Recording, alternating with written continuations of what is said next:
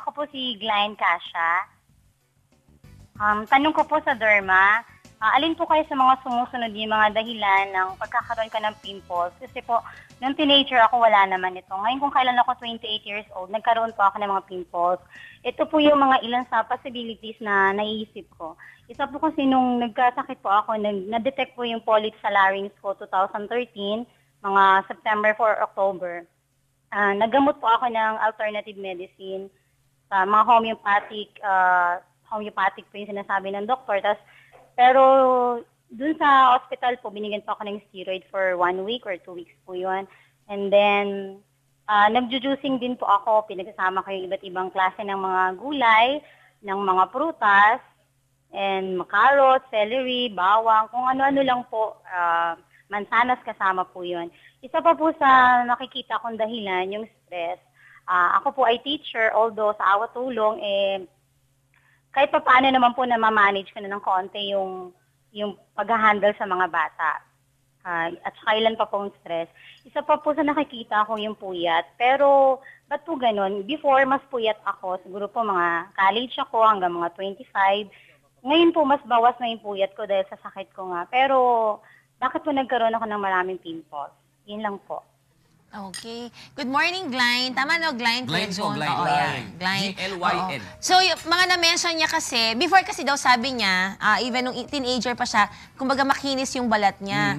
Ngayon, nag-develop siya ng acne, no? So, ang tinatanong niya kung gawa ba yun dun sa nagamit niya ng mga homeopathic treatments. Okay, tapos nag-juicing din daw siya. So, usually, pag ganyan, combination of fruits and vegetables, no?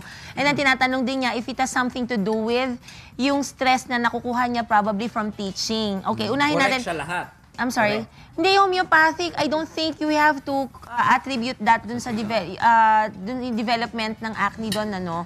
Not even the fruits and vegetables. In fact, healthy nga yung food na yun, nakakatulong siya. And then, probably, dun sa dalawa, mukhang hindi naman. Okay? Kasi ang problema natin with acne, may factor talaga dyan yung hormone, yung hormonal condition niya. Kung baka mamaya, from teaching, baka na-trigger yung hormones niya na hindi na, wala na siyang imbalance. That's why, na-stimulate yung mga androgenic hormones niya na mag-trigger sa mga oil glands to produce more oil. Okay? So, ako, I suggest, kasi wala tayong magagawa doon sa stress na nag-handle ka ng mga kids, no? I mean, tapos plus pag nagpe-prepare pa ng mga lesson plans, syempre may pupuyat yan, I'm sure, no? So, ang importante lang siguro muna ngayon would be, meron kang gamitin na tamang regimen. So, we need to have something that will control the oil secretion, no? So, pang facial wash mo, pwede kang gumamit ng like salicylic acid. And then, you can also buy mga benzoyl peroxide preparations na pwede mo ipahid kasi ito ay both antibiotic, which can kill the bacteria causing the acne. At the same time, keratolytic siya. So, nagkukos siya ng pagbabalat ng konti, no? And it's very important kasi kung nag-acne na medyo pipil ka ng konti kasi ibig sabihin, nagda-dry up siya. And then, yung mga hindi makalabas na mga comedones or yung whiteheads and blackheads, makakalabas na sila. So, i-avoid natin yung further infection and inflammation.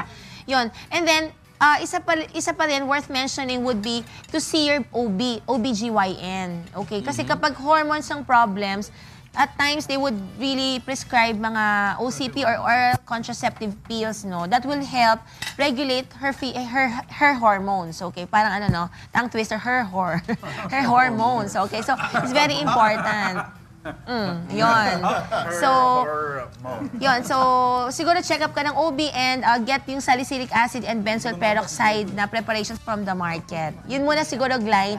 Kasi from here, hindi ko naman kasi masyado makita kung highly infected. Kasi kung maraming pasintabi po sa mga nag-aalmusal ngayon, pwede rin kasi siya mag-oral antibiotics in the form of doxycycline, 100 mg per capsule, 2 times a day. So, binibigay po yan for at least 4 to 6 weeks po ang bigayan, 2 times a day po yon. Okay.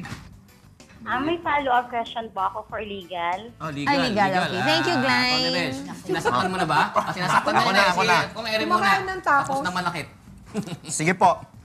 Regarding po dun sa lupa, kasi po yung lupa na yon for i-reward na po ng government. So, pang-apat na yung sasalin sa amin.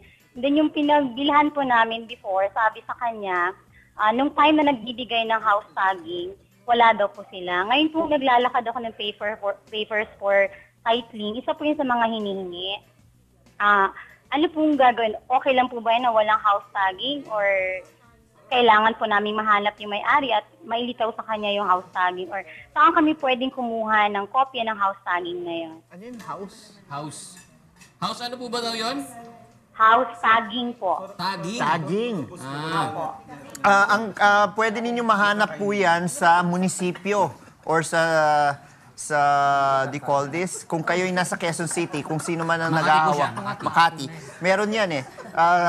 Sa housing agency, meron silang maliit na department head na nag-handle ng mga housing. Diyan meron mga tagging tinatago diyan. So pwede po kayo pumunta sa lungsod no ng Makati at tanungin ninyo kung sino ba ang nagtatag ng mga informal settlers no.